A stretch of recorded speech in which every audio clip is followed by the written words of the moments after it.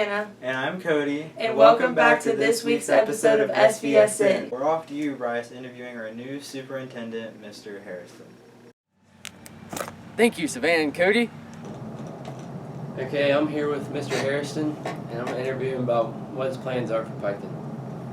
What schools have you previously worked at? First of all, I'd like to thank you for this opportunity, to have an opportunity to talk about our plans for Piketon. To answer your initial question, I have worked in one district previously. I worked in the Rock Hill local school system. I started out there as a teacher and a coach, progressed administratively. I became a high school assistant principal, then I was a middle school principal, and then I finished up there as a superintendent. So it was a great school system, very similar to Piketon actually. Demographically, if you study the background of Rock Hill and the background of Piketon, really Piketon is Rock Hill North or Rock Hill is Piketon South. It just depends on how you look at it. But it was a good school system and a lot of parallels between that district and this district. And what are your plans for Piketon?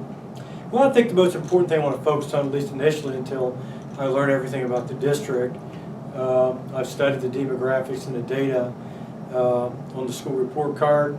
There are some areas of concern that I had, I think academically, that we will address with time.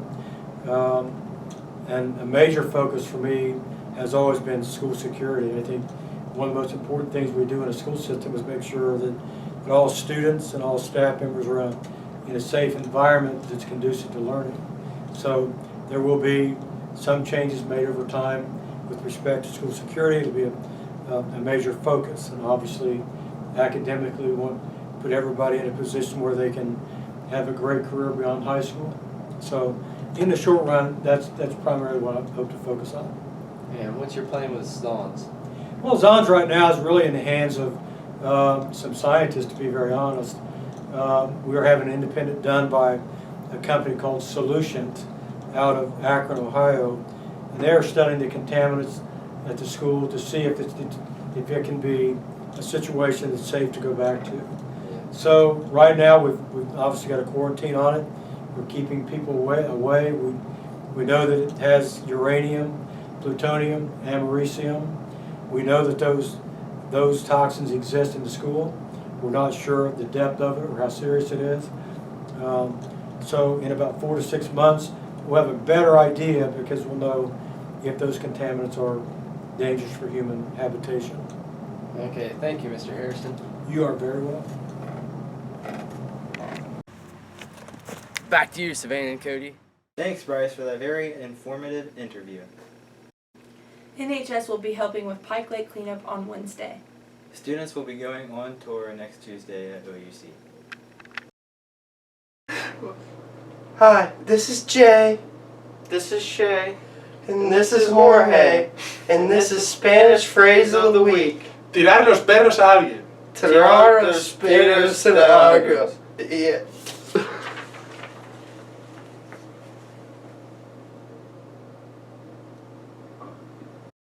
Hi, this is Shay.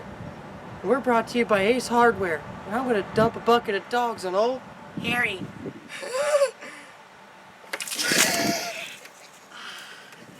Ew. Delicious. Thanks, guys, for that interesting phrase.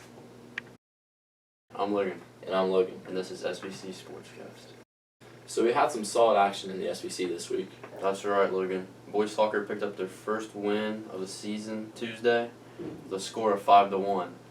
Noah Nichols scored 3 goals, which is a hat trick, and Sammy Savage covered the girls.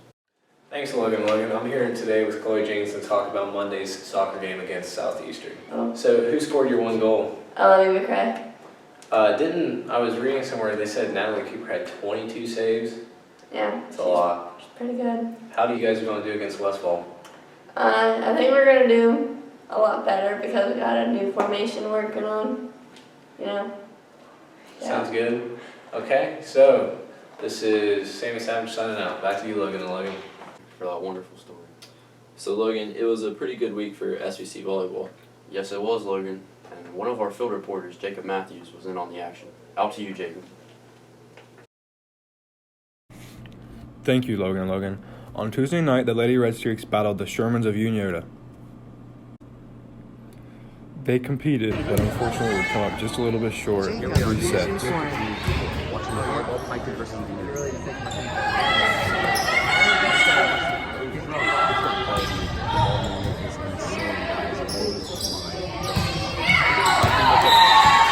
For the story, Jacob.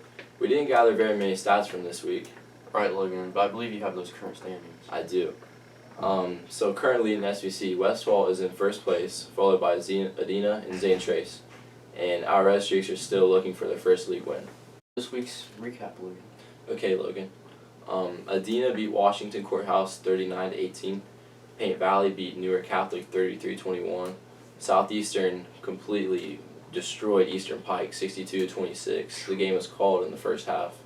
Unioda beat Waverly 41-14 with a lot of injuries for Waverly. And Westfall beat Circleville 33-6.